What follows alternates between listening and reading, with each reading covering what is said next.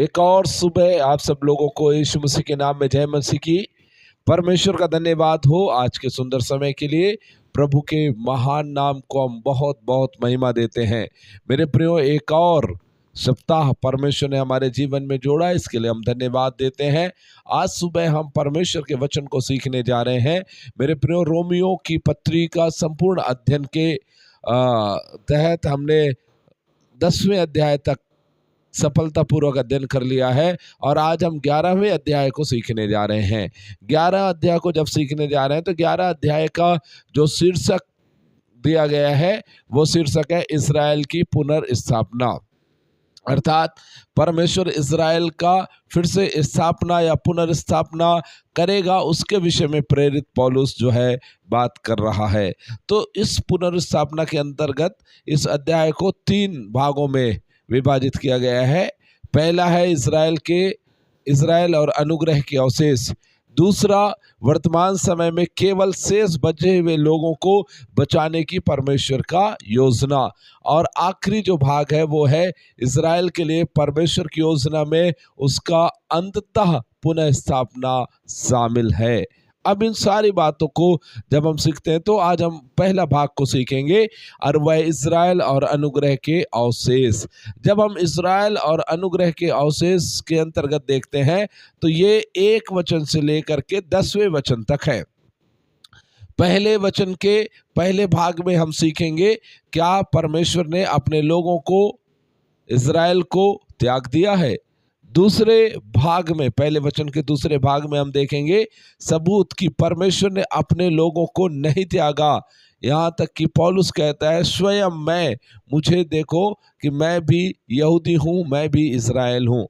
उसके बाद तीसरा जो भाग है वो है 2 वचन से 5 वचन तक अवशेष का सिद्धांत, और चौथा भाग है 6वां वचन से 10 वचन तक अनुग्रह के अनुसार शेष लोगों को चुनने का परमेश्वर का अधिकार। तो इस तरह 4 भागों में हमने पहला जो भाग है उसको 4 और छोटे भागों में बांटा है। अब आज हम पहला वचन का पहला भाग को पढ़ेंगे। मैं चाहता हूं पूरा हम पहला वचन पढ़ें। इसलिए मैं कहता हूँ, क्या परमेश्वर ने अपनी प्रजा को त्याग दिया? कदापि नहीं। मैं भी तो इस्राएली हूँ, अब्राहम के वंश और बिन्यामीन के गोत्र में से हूँ। ओके, अब यहाँ पर ध्यान दीजिए, क्या परमेश्वर ने अपने लोगों को अर्थात इस्राएल को त्याग दिया? पौलुस इस बात को लेकर आ रहा है क्योंकि हम पिछले दिनों के क्लास में हम इस बात को सीखा कि परमेश्वर जो है अपना नज़र, अपनी आंखें अन्य जाति की ओर लगाया, अन्य जातियों को उद्धार में लेकर आया, और इन सारे चीज़ों में हम देखते हैं कि अन्य जातियों को वही स्थान प्राप्त होने लगा जो कभी यहूदियों का स्थान था, बल्कि यहूदियों के स्थान से भी बढ़ करके परमेश्वर अन्य जातियों को स्थान दिया।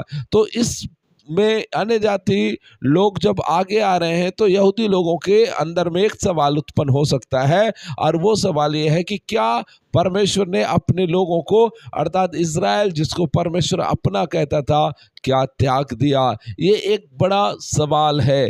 तो इसके जवाब में प्रेरित पौलुस कहता है कदापि नहीं, कदापि नहीं।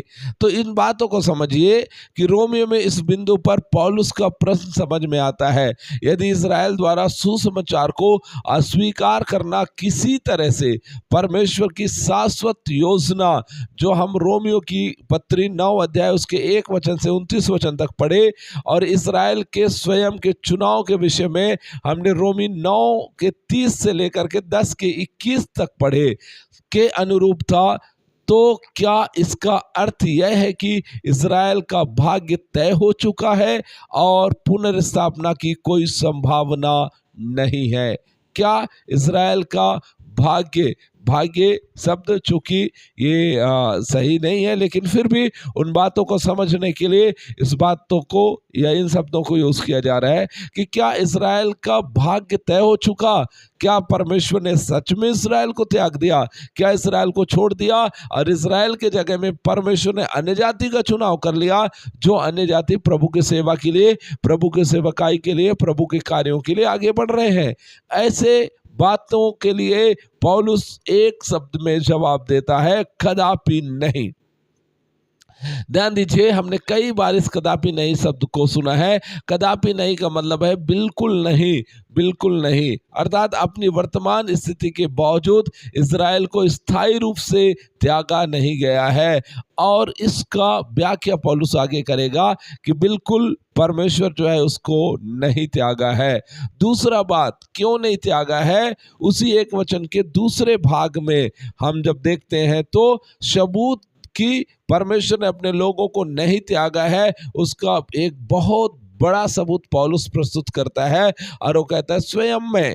अर्थात आप पौलुस को देखिए, पौलुस अपने आप को प्रस्तुत करता है और कहता है मैं भी तो इस्राएली हूँ। यदि परमेश्वर इस्राएल को त्याग दिया तो मैं भी तो इस्राएली हूँ। यदि इस्राएल को परमेश्वर त्यागता तो उसके अनुसार से मैं भी त्यागा जाता, लेकिन मैं तो नहीं त्यागा गया। इसका मतलब मैं तो इस्राएली हूँ और मैंने उस बात पर विश्वास किया है। यीशु को मसीहा के रूप में मानने वाले पौलुस के विश्वास से यह साबित कर दिया कि परमेश्वर द्वारा चुने गए कुछ यहूदी थे जिन्होंने सुसमाचार को अपनाया, है ना। अधिकांश लोगों ने सुसमाचार का विरोध किया, अधिकांश लोगों ने सुसमाचार पर अविश्वास उत्पन्न किया। लेकिन पौलुस कहता है कि जो चुने हुए लोग हैं, कुछ यहूदी लोग हैं जिन लोगों ने सुसमाचार को अपनाया, जिन लोगों ने सुसमाचार को स्वीकार किया है। अब दूसरा भाग में बात करता है कि मैं भी तो अब्राहम के वंश और बिन्यामीन के गोत्र से हूँ। इसका मतलब है कि जब भी हमें परमेश्वर के काम का सबूत चाहिए तो हमें सबसे पहले अपने जीवन को देखना चाहिए। पौलुस ने यही किया और हमें भी यही करना चाहिए। अपने जीवन को देखना चाहिए कि हमको परमेश्वर चुन लिया, हमारे जीवन को परमेश्वर बचा लिया, तो क्यों वो दूसरे लोगों को क्यों नहीं बचा सकता, दूसरे के जीवन को क्यों नहीं बचा सकता।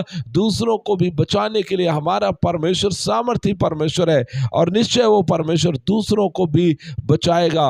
तो इस तरह से प्रेरित पौलुस अपना स्वयं का सबूत सामने लाते हुए बात करते हैं।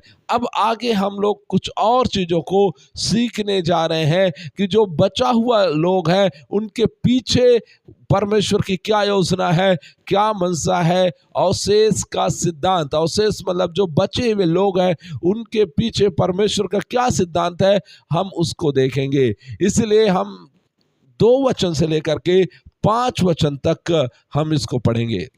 परमेश्वर ने अपनी उस प्रजा को नहीं त्यागा जिसने उसने पहले ही से जाना।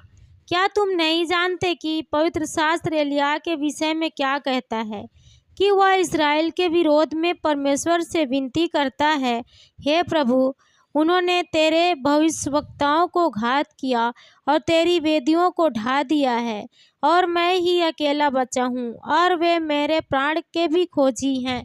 परंतु परमेश्वर से उसे क्या उत्तर मिला, मैंने अपने लिए 7,000 पुरुषों को रख छोड़ा है जिन्होंने बाउल के आगे घुटने नहीं टेके हैं।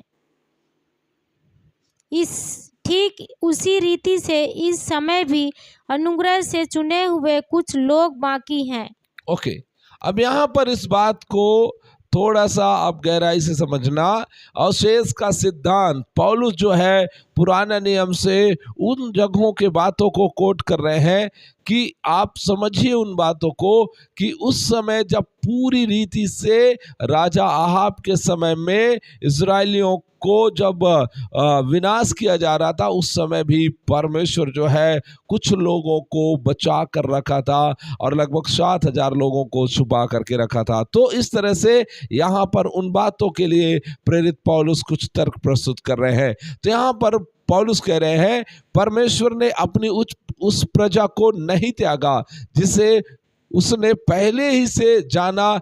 क्या तुम नहीं जानते कि पवित्र शास्त्र एलिय्याह के विषय में क्या कहता है। एलिय्याह का जब आप विषय पढ़ेंगे, एलिय्याह की कथा पढ़ेंगे, एलिय्याह के बारे में जब आप पढ़ेंगे तो आपको पता चलेगा कि प्रेरित पौलुस कहता है कि पवित्र शास्त्र एलिय्याह के विषय में क्या कहता है। संभव है कि आप एलिय्याह के विषय में जानते होंगे। एलिय्याह वही व्यक्ति है जो आपको मिलेगा कि राजा आहाब के सामने वो प्रस्तुत होता है, खड़ा होता है और वो बड़े ऊंची आवाज से बड़ी बहादुरी के साथ इस बात की घोषणा करता है कि जब तक मैं ना कहूं तब तक बारिश नहीं होगा। और वैसा ही होता है, 3.5 साल तक बारिश नहीं होता है। ये वही एलिय्याह है जिसके विषय में परमेश्वर के वचन में हम पढ़ते हैं कि परमेश्वर ने उससे करीत नाले के किनारे उसको कौवे के द्वारा रोटी और मांस खिलाया। ये वही एलिय्याह है जिसके द्वारा एक बड़ा सेवक एलीशा जो है उत्पन्न होता है। ये वही एलिय्याह है जिसके द्वारा सारपत के विधवा स्त्री को आशीष दिया जाता है, और जब तक बारिश नहीं होता है तब तक उसके घर से मैदा और उसके कुप्पी से तेल कम नहीं होता है। ये वही एलिय्याह है जिसकी प्रार्थना से बारिश हो जाता है। तो इसलिए एलिय्याह के विषय में क्या तुम नहीं जानते?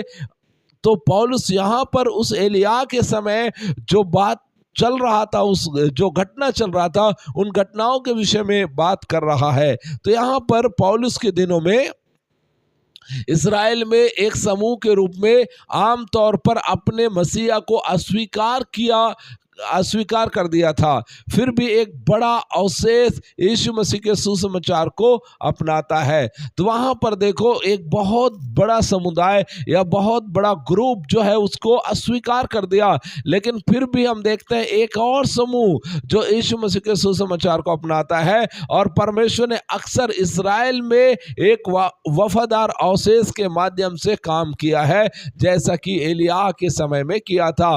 एक वफादार लोग, वो लोग जो वफादारी के साथ में परमेश्वर के साथ काम करने के लिए तैयार हैं, वफादारी के साथ परमेश्वर के साथ चलने के लिए तैयार हैं, वफादारी के साथ परमेश्वर के वचन को पालन करने के लिए तैयार हैं, वफादारी के साथ परमेश्वर के इच्छा को अपने जीवन में लागू करते हुए आगे बढ़ने के लिए तैयार हैं। ऐसे लोगों के द्वारा परमेश्वर हमेशा काम करते हैं। और ये भी वही समय है, पौलुस कहता है कि अभी भी वही समय है कि परमेश्वर अपने लोगों को जो अवशेष है उनको अपनी महिमा के लिए परमेश्वर इस्तेमाल कर रहा है। अब यहाँ पर हम देख रहे हैं कि यह संभव है कि पौल ने भी अपने ही देशवासियों द्वारा सताया गया तथा उसने एलिय्याह के साथ विशेष आत्मीयता महसूस की हो।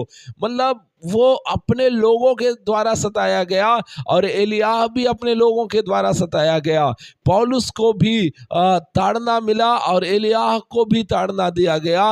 इसलिए वो उन दिनों के घटना को आज वो अपने जीवन में महसूस कर रहा है कि आज भी वही परमेश्वर, जब उसने एलिय्याह के दिनों में काम किया, आज वही परमेश्वर काम कर रहा है। और इसीलिए पौलुस कहता है उसका जो सबूत है वो मैं स्वयं हूँ। अर्थात जब उस समय सारे इजरायली लोगों को उनको विरोध किया जाता था और सारे इस्राएली लोग भी अपने परमेश्वर को जब त्याग दिए, तो उस समय में एलिय्याह वहां पर खड़े होकर के और परमेश्वर के राज्य के विषय में बात करता है।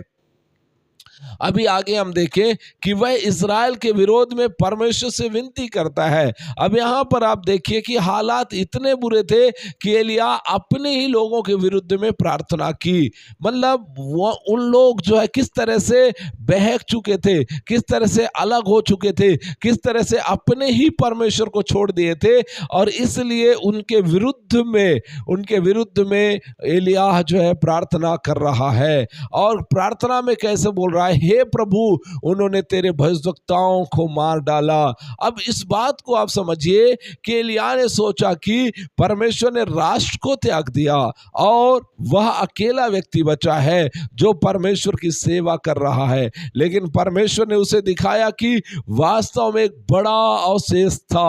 हालांकि यह केवल एक अवशेष था, यह वास्तव में वहां था। Hallelujah, praise the Lord. अब इस बात को आप जानिए कि एलिय्याह सोच रहा है कि सच में परमेश्वर ने पूरे राष्ट्र को छोड़ दिया। वहां जितने इजरायली लोग थे सभी लोगों को परमेश्वर छोड़ दिया, सभी लोगों को परमेश्वर दूर कर दिया। लेकिन उन्हीं लोगों के बीच में एलिय्याह अपने आप को अकेला महसूस कर रहा है और उसे लग रहा है कि मैं अकेला हूं। जो बचा हूं, लेकिन ऐसा नहीं है। परमेश्वर एक बड़ा अवशेष को छुपा कर रखा है, कुछ लोगों को परमेश्वर छुपा कर रखा है। और जैसा कि मैं आपको बताया, 7,000 लोगों को परमेश्वर छुपा कर रखा है। आगे वचन में, और तेरी वेदियों को ढा दिया है और मैं ही अकेला बच रहा हूं या बचा हूं। हम अक्सर सोचते हैं परमेश्वर को एक महान कार्य करने के लिए बहुत से लोगों की आवश्यकता है, लेकिन वह अक्सर एक छोटे समूह के माध्यम से या एक ऐसे समूह के माध्यम से कार्य करता है जो छोटे से शुरुआत होता है। हालांकि पौलुस के दिनों में बहुत से यहूदियों ने यीशु को मसीहा के रूप में स्वीकार नहीं किया था, लेकिन एक अवशेष ने किया और परमेश्वर उस छोटे समूह को एक बड़े पैमाने पर उपयोग किया। हालेलुया। मेरे प्रियो, ये छोटी झुंड मत डर, क्योंकि परमेश्वर को भाया कि वह तेरे साथ रहे। परमेश्वर को अपनी सामर्थ्य दिखाने के लिए बहुत सारे लोगों की आवश्यकता नहीं है। परमेश्वर को अपनी सामर्थ्य दिखाने के लिए एलिया जैसे ईमानदार लोगों की आवश्यकता है, पौलुस जैसे ईमानदार लोगों की आवश्यकता है।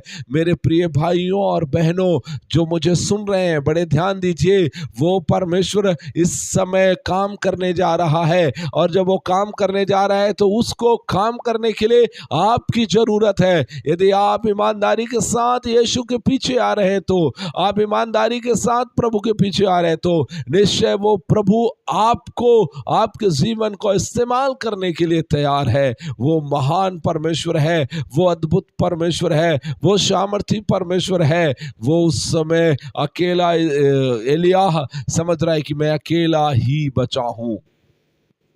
एलिया के समय में संख्या उतनी महत्वपूर्ण नहीं थी जितना कि इज़राइल के लिए परमेश्वर की योजना की स्थायित्व थी। उसने अपना भरोसा परमेश्वर की कृपा पर रखा, संख्याओं पर नहीं। ध्यान दीजिए, बहुत बार हमको लगता है हम अकेले हैं तो हम क्या करेंगे, हम अकेले हैं तो हमारे जीवन में कैसे होगा, या फिर हम कैसे हम विश्वास को या विश्वास में कायम रह सकते हैं। बहुत सारे जगहों में हम देखते हैं अकेले ही। नूह के दिनों में देखिए, पूरा दुनिया जो है उसके खिलाफ में था, लेकिन नूह अकेला ऐसा व्यक्ति था जो परमेश्वर के नजरों में खरा था। और आपको मालूम है, वही नूह के जीवन को यदि आप देखें तो आपको समझ आएगा कि परमेश्वर ने उस नूह के द्वारा एक बड़ा दुनिया फिर से परमेश्वर ने बसा लिया। इसलिए आप और मैं, हम इन बातों को लेकर के हम ज़्यादा ना सोचें, बल्कि आपको प्रभु ने बुलाया है, आप प्रभु को देखकर आगे बढ़ते जाइए। आप संख्याओं पर ध्यान मत दीजिए, परमेश्वर के अनुग्रह पर ध्यान दीजिए, परमेश्वर की कृपा पर ध्यान दीजिए, परमेश्वर के ऊपर ध्यान दीजिए। आप संख्याओं को ध्यान मत दीजिए। ओके, अब आगे हम लोग 6 वचन से लेकर के 10वें वचन तक में चौथा बात सीखेंगे, और वो बात है अनुग्रह के अनुसार शेष लोगों को चुनने का परमेश्वर का अधिकार। मैं चाहता हूं हम पढ़ें 6 वचन से लेकर 10 वचन तक। यदि यह अनुग्रह से हुआ है तो फिर कर्मों से नहीं, नहीं तो अनुग्रह फिर अनुग्रह नहीं रहा। इसलिए परिणाम क्या हुआ, यह कि इस्राएली जिसकी खोज में थे वह उनको नहीं मिला, परंतु चुने हुओं को मिला, और शेष लोग कठोर किए गए। जैसा लिखा है, परमेश्वर ने उन्हें आज के दिन तक बाहरी नींद में डाल रखा है, और ऐसी आंखें दी जो ना देखें, और न ऐसे कान जो ना सुने। और दाऊद कहता है, उनका भोजन उनके लिए चाल और फंदा और ठोकर और दंड का कारण हो जाए। उनकी आंखों पर अंधेरा छा जाए ताकि ना देखे, और तू सदा उनकी पीठ को झुकाए रख।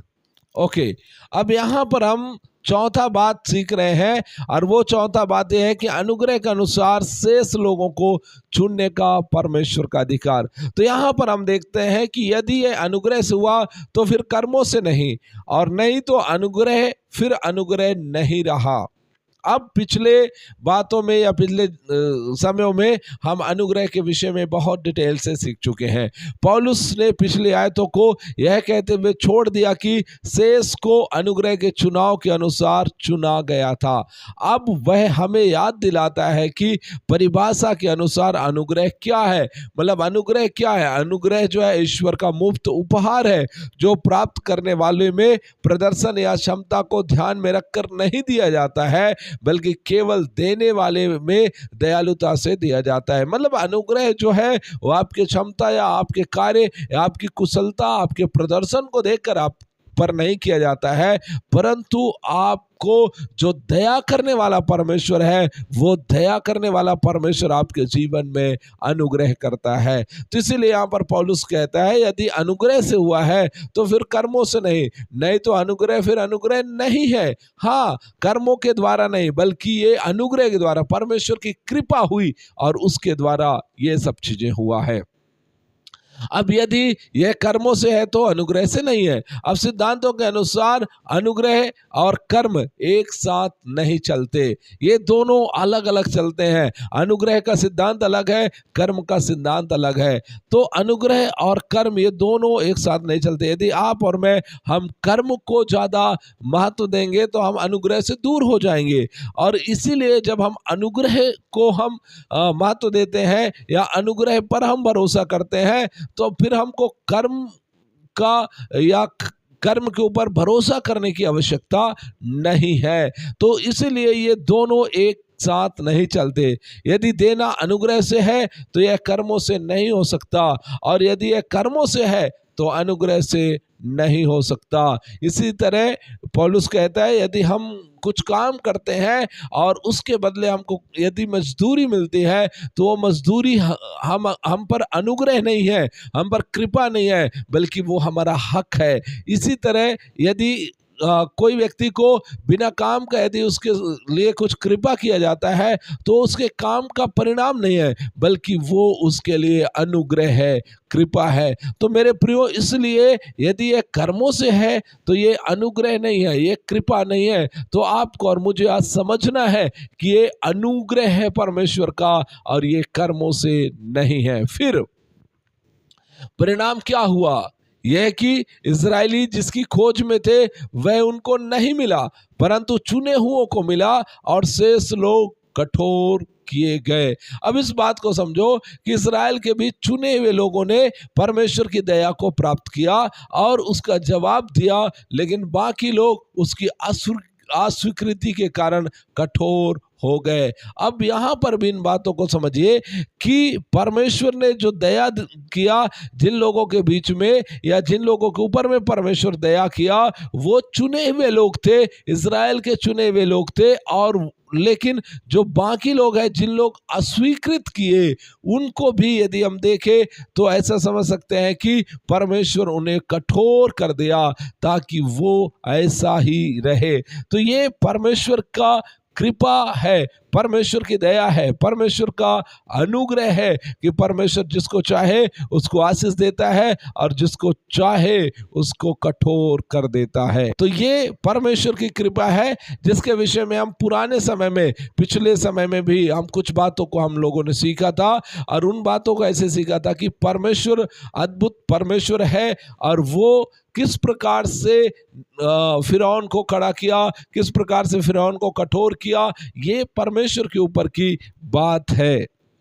आगे जैसा लिखा है, परमेश्वर ने उन्हें आज के दिन तक भारी नींद की आत्मा दे रखी और ऐसी आंखें दी जो ना देखे और ऐसे कान जो ना सुने। यशायाह 29 और भजन 69 में 69 में हमें बताते हैं कि परमेश्वर हमें एक वरदान दे सकता है, और वो वरदान क्या है? भारी नींद की आत्मा, और ऐसी आंखें दे सकता है जो उन्हें नहीं देखनी चाहिए, और वह कह सकता है कि उनकी आंखों को अंधकारमय कर दे जैसा वह चाहे। यदि परमेश्वर वर्तमान काल में केवल इस्राएल के बचे हुए लोगों को प्रबुद्ध करना चाहता है तो वह ऐसा अपनी इच्छा अनुसार कर सकता है।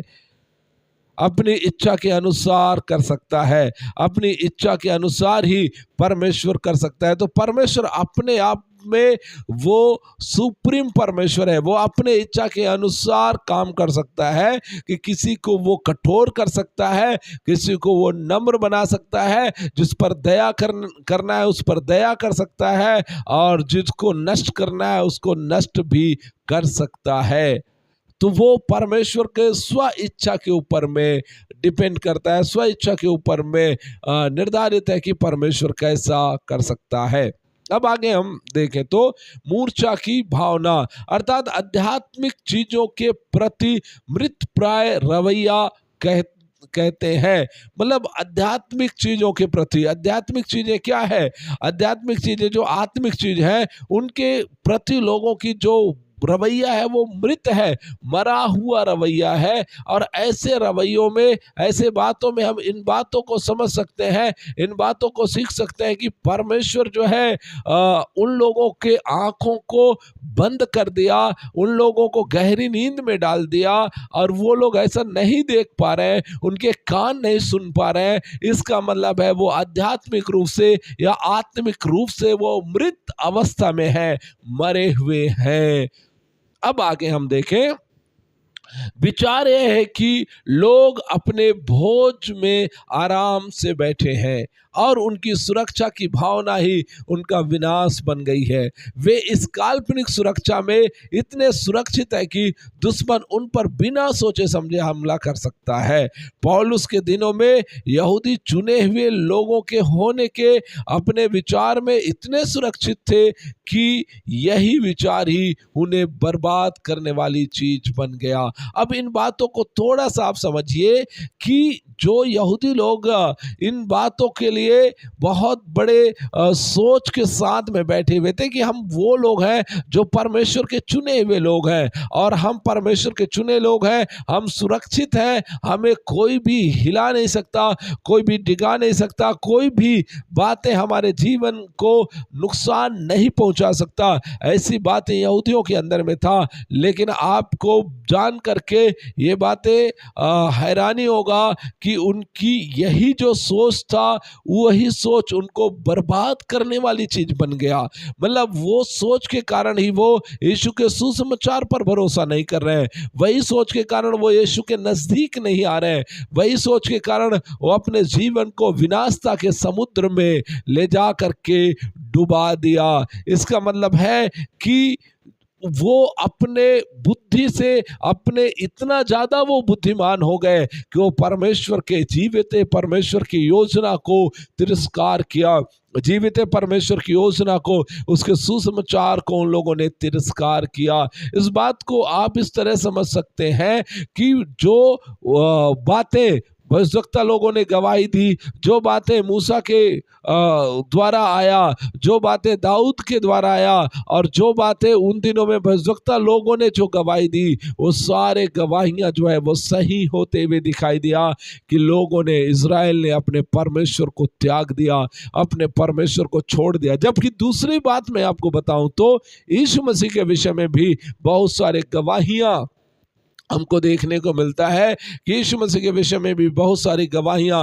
यीशु मसीह एक दिन आएगा, मसीहा आएगा, उसे काट से ठोका जाएगा, वो हमारे दुखों को उठा लेगा, हमारे दर्दों को उठा लेगा। यशायाह किताब में 53 अध्याय में बहुत स्पष्ट यीशु के विषय में बातें लिखा हुआ है। एक कुंवारी से गर्भवती होगी, वो पुत्र जनेगी। इन सारे बातों को यहूदी लोग भली भांति जानते थे।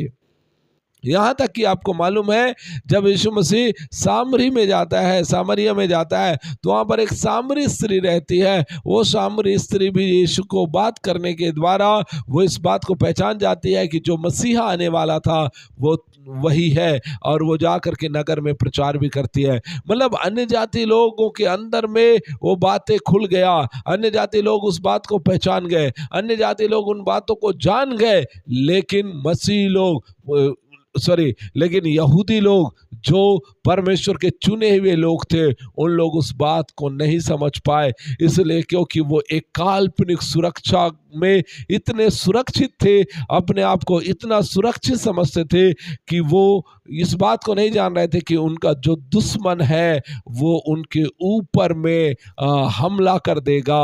और यही कारण है कि वो उस नींद में पड़े रहे और परमेश्वर जो है उनके बीच से वो सारे काम कर लिया। परमेश्वर जो है उन लोगों को के बीच से ही, उन्हीं के बीच में यीशु मसीह पैदा हुआ और उन्हीं लोगों को चुना, और एक अवशेष जो जिसके विषय में पौलुस बात करता है, उन लोगों को चुन करके प्रभु आगे अपनी योजना को पूरा कर रहा है। और यहाँ पर पौलुस अपने आप को बता रहा है कि मैं स्वयं एक सबूत के रूप में हूँ। सो परमेश्वर का धन्यवाद हो। आज हम 10वें वचन तक ही सीखेंगे। तो आज हमने मुख्य रूप से 4 बातें सीखा। पहला बात है, हमने सीखा क्या परमेश्वर ने इस्राएल को त्याग दिया। दूसरा बात, पौलुस कहता है सबूत है कि परमेश्वर ने अपने लोगों को नहीं त्यागा है, और उसका एक स्वयं पौलुस कहता है मैं सबूत हूँ। तीसरा बात हमने सीखा अवशेष का सिद्धांत, और चौथा बात हमने सीखा अनुग्रह के अनुसार शेष लोगों को चुनने का परमेश्वर का अधिकार। सो परमेश्वर को बहुत बहुत धन्यवाद, परमेश्वर को महिमा मिलते हैं कल सुबह। परमेश्वर आप सबको बहुत आशीष दे। धन्यवाद।